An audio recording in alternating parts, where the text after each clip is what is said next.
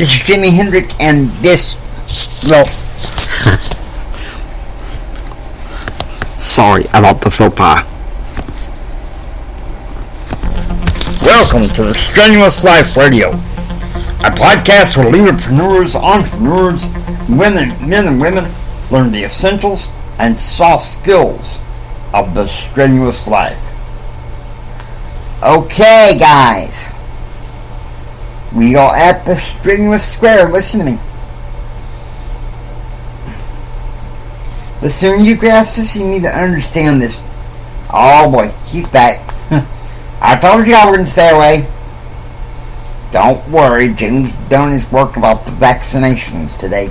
So, you don't have to hear about that. No, I'll tell you what I'd much rather talk about. You know, JR's a happy newlywed. Yeah, I'm going to save my bride. Put your arms around me, baby. Or should I say, put your arms around me, darling. Women are a wonderful blessing, you have to admit that. But alright, JR's got something to say. Julius Caesar said this, and I believe it. And you know how Theodore Roosevelt, he condemned cowardice. And see, one of the things I was going to say was that cowards die 1,000 deaths. But then I thought, Jimmy, that's a bit over the top. So I thought, why not use some of the Julius Caesar's wisdom from Shakespeare?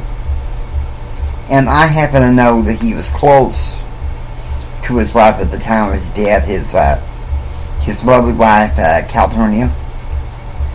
I don't know. I guess for men like me and JR who believe in, having a deep respect for women, preach a little bit, JR. My birth defects, like Jimmy's, we don't necessarily look at women as, anatomy property. You know what I mean? JR and I don't look at it that way. We don't. Whether you want to admit it or not, whether you don't like it or not, but it's still what it is. Now we go to cowards. Okay, listen to me. This kind of builds into helping a hurting world. And Father Michael said this, so I'm going to go ahead and say it. Listen to me. I'm going to beg you this. I know, you're just calling. Jamie, I'm getting sick and tired of it. But at least for a little while, I'm going to talk about it. Alright, listen to me. Please,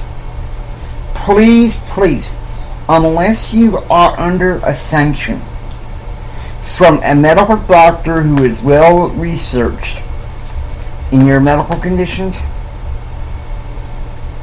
go take the COVID vaccine. There's a podcaster out there that is well respected on his audience and everything, and I know some of the things I might say might tick some people off that are extremely reactive, okay? Once again, I'm sorry. I know these are supposed to be entrepreneur shows. Seriously, guys, you want to be a value-based entrepreneur in this economy? Then please, unless you are sanctioned by a medical doctor,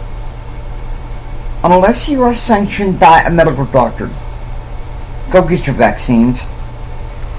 Most of the insurance that I know of covers it for little cost or free because of how pervasive this is. And I don't know about you, I get tired of hearing the news reports and everybody being scared. I'm just going to be as bluntly as so that's why I keep hearing. I know that drives crazy. I think I've done it across the board everywhere. And, this Wednesday, Juris Destiny Academy, right before what I call registration. Because the first episode of Juris Destiny Academy, it's filming once a week. June the 24th. August the 24th. Excuse me. Excuse my crazy faux pas. It's going to be the regular deals. But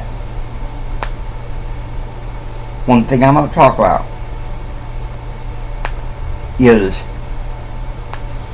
the 22nd and even the beginning of the Juris Destiny court class. I'm going to say this until Cal goes home, and I'm sorry, I have to say this. Please,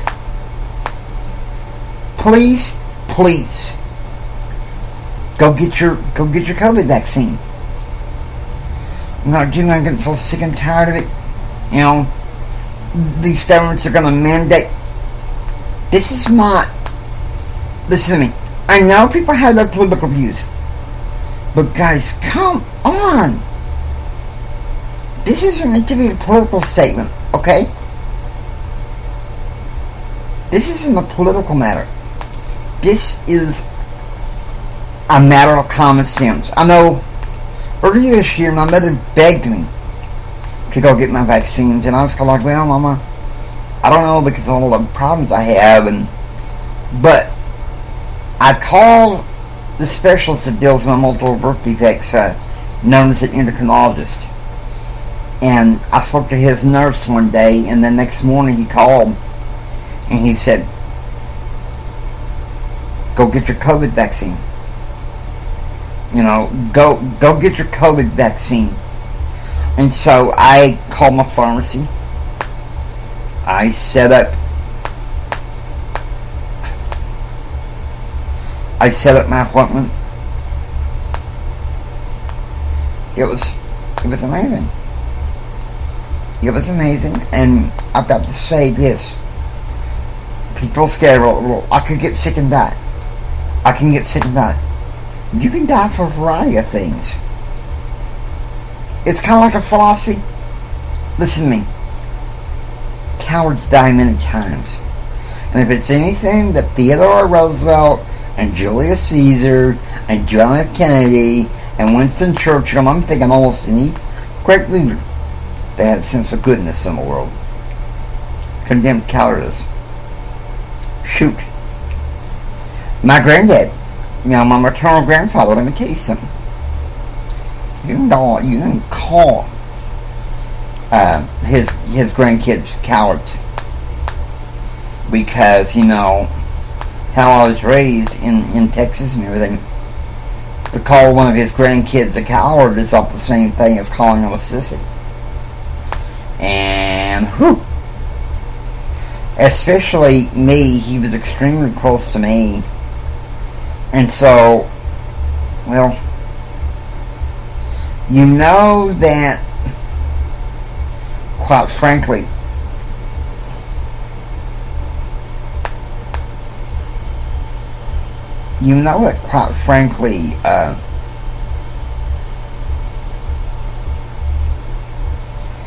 that the fact of the matter is, cowardice is something that should be tolerated.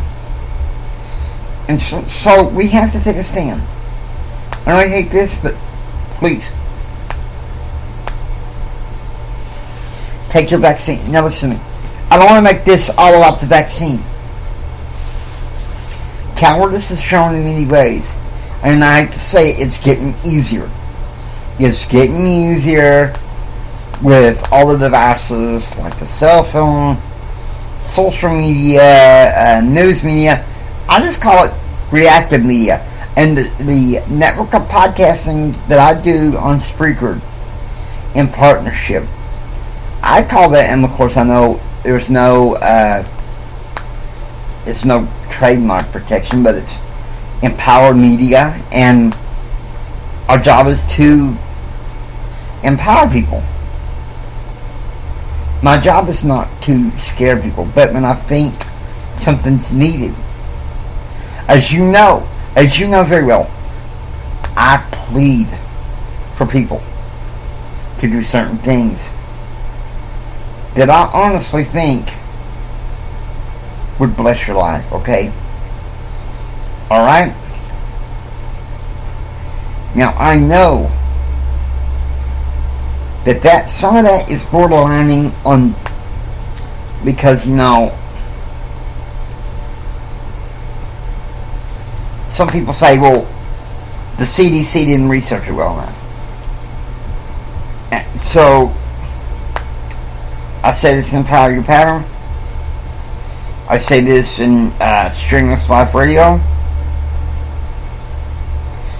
The news media on both sides of the aisle are just as much, because our reactive culture caves into fears, and you know what that does? It makes cowards of practically everyone. And if you become a coward, you kind of think, this isn't worthwhile. Once you think about it, Rush Limbaugh, unbelievably, was right. He said the only limitations we have are the only limitations you have are the ones that you impose. I think about my own conversion experience. Converting to the Church of Jesus Christ of Latter-day Saints required a lot, and I mean a lot,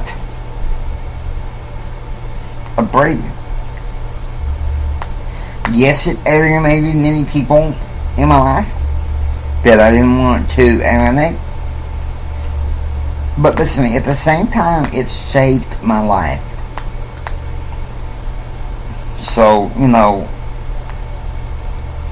if you know what you gotta do to make changes, and you can do it within reason, not just going crazy, reactive. I mean, think about it. How hard is it? That's why it's important. That's why it's important that I talk to you about cowardice. Cowardice is a scourge in our society. We crave instant gratification, instant response. We play and click on our phones, and we're still, in many ways, we are still spiritually and temporally hungry. And I'm not talking about food, finances and stuff. No. Many of you know that I have written a book, The Winning Personality, a values-based approach to entrepreneurship in this economy. And so there we go. It's on Amazon. Being a self-published author is not such a bad thing. And it took a lot of bravery to believe in myself to get it written. I wrote The Winning Personality when I didn't think that I had it. See, entrepreneurs have an imperative chance, a march, if you will. Hailing frequencies, if you will. Hailing frequencies to go out there and stamp out the cowardice and come charging toward your dreams, Quit caving into this poor childish reactivity that's constantly be scared. Like I said, we get like that, and it just makes cowards of everyone. Now I know some of you are probably not very happy with what I have to say. I realize that.